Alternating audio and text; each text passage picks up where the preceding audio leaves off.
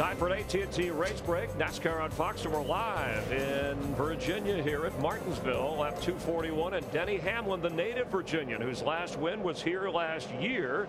Your leader ahead of Jeff Gordon. Carl Edwards has moved up to third, followed by Tony Stewart and Dale Earnhardt Jr. with Jeff Hammond, Chris Myers observing the racing so far. And how about inside the top 10? Mark Martin currently running ninth. And that's where that veteran experience kind of comes into play, Chris. He started way back in the back. He knew how hard he needed to run. Great pick calls, kept him up there where he needed to go. Now he finds himself up there in the ninth position, and realizing he's won 2 races here in the past, so he knows how to get around here. And Rick Hendrick wanting a decision by July if the full-time ride will continue with Mark Martin. And Brian Vickers, 3 top 10s in his last 4 races coming in. Another guy that just kind of like he won't go away today. I mean, he's started a little bit on the slow side, worked his way up in the top 10, fell back a little bit, but again, they continue to kind of like dog everybody just outside the top 10, trying to get up there to challenge guys like Jimmy Johnson, for example. Dale Earnhardt Jr. moving up to 4th ahead of Tony Stewart. Now, he started 19th, and we know that in the last 2 spring races, even though he hasn't won, Jr. has led the most laps in each of those races. I know he has, but right now, as I pointed out earlier, the fact I think they may be lacking some components on top of that pit box today so far has been an excellent day for all the right calls. But as this racetrack changes, this is where I think we're going to find out whether or not, you know, all this chitter chatter about Dale Jr. and Tony Stewart Jr., whether they're going to make a difference today. Not the right adjustments right now about halfway through this race. In the 88 car. Now, Carl Edwards third. He did not practice well. We know qualifying was rained out, but he's still looking for that first win of the year. Yeah, still looking for that first win of the year, but he's also looking to try to rebound from a really bad race here in the fall. He finished up in the top 10 in the spring race here a year ago, but this is a racetrack I think that worries Carl. He's really been, you know, struggling. It's good to see him kind of up there right now in 3rd place. Nearing the halfway point, Jeff Gordon running second has led the most laps so far, 141. From your AT&T phone, text the car number for the pit crew you think will be the fastest and most valuable in this race to 2258. The AT&T Fastest Pit Crew of the Year award delivered by AT&T, the nation's fastest 3G network. Let's rejoin Darrell, Larry, and Mike. And you know, Mike, Larry, one of the things that you have to learn when you go to Hendrick Motorsports, you got to buy in to the multi-car team situation. You got to be willing to share information. You got to be willing to listen to your teammates. You got to be willing to do what they say, you know, use their setups, use their strategies. And that takes a little bit of getting used to for a guy that's maybe like Tony Jr. and Dale Jr. who've kind of been out on an island by themselves for a long time. I think they're going to get this thing turned around. I have all the confidence in the world in Rick Hendrick, and he says he knows what the problems are now, and he thinks he can fix them. But you know, the thing that he told you in that pre-race piece that I just love, Darrell, is if you're going to make a move, you've got to have a plan in place. And I think that's what a lot of people don't realize. The fans are just saying, you need to get rid of Tony Stewart Jr., need to get rid of him. Okay, fine. Who do you want to put in there? That's right. Got to get that worked out as Jimmy Johnson moves up to 8th. Denny Hamlin now leads Jeff Gordon by 3.5 seconds. That's hard to do at Martinsville. It is the biggest lead that anybody's enjoyed all day from the start-finish line. Let's show you what that's like. There's the gap. 3.5 seconds. Just about the length of a straightaway here. Now, here's what's interesting. We just crossed the halfway point, 251 laps in the books, 249 to go. Our last caution number 5, was on lap 138.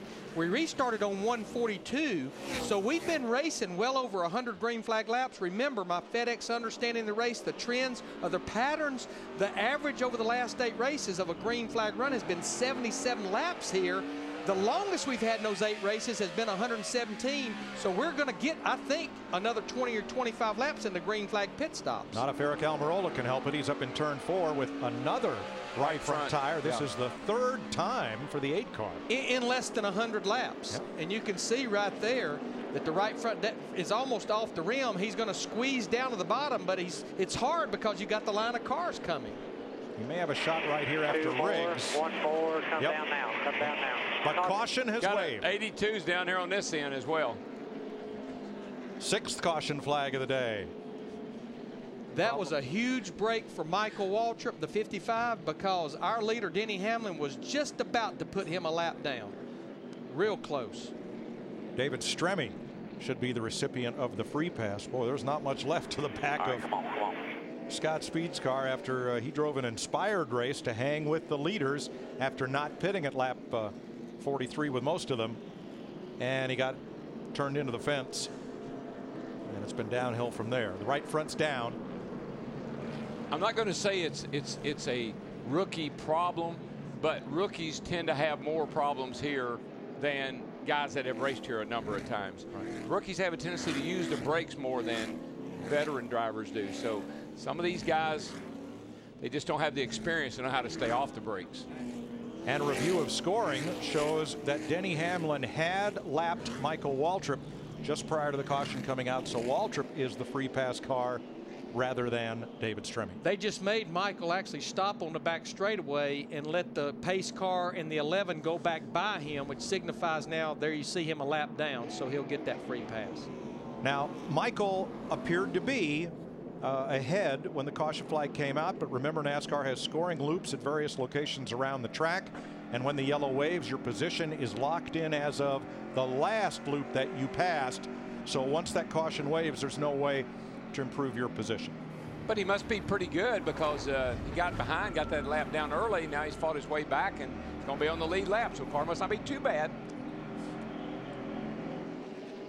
Well, pit road is open, and gosh, it's been a while.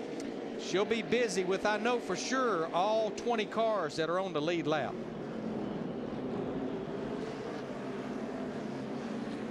Here they come to pit road. Let's begin with Steve. Well, Mike, as you noted, Jimmy Johnson getting a little bit better now inside the top 10. Chad Canals telling him to turn his brake fans off. They're going to get 4 brand new tires for Jimmy Johnson. His car has gone from tight to snug. That's an improvement. 1 turn in the right rear, Matt. His teammate Dale Earnhardt Jr. hits his marks, easy entry, and he'll have an easy exit. There's no car in front. He's currently in the 4th position. Said the car was tight earlier, but now neutral. Dick? Denny Hamlin pits out of the lead. They're going to make a minor track bar adjustment in the car to try to help him get off the corner better. He has not won a sprint car race for a full sprint cup race for a full year, and that win happened right here at Martinsville. And Mike, the reason you turn those brake fans off when you come into pits, you don't want to blow all that brake dust in the tire changer's eyes. I'll tell you who had an awesome pit stop. Chad Canals in that 48 car, and I think a lot had to do with pit selection.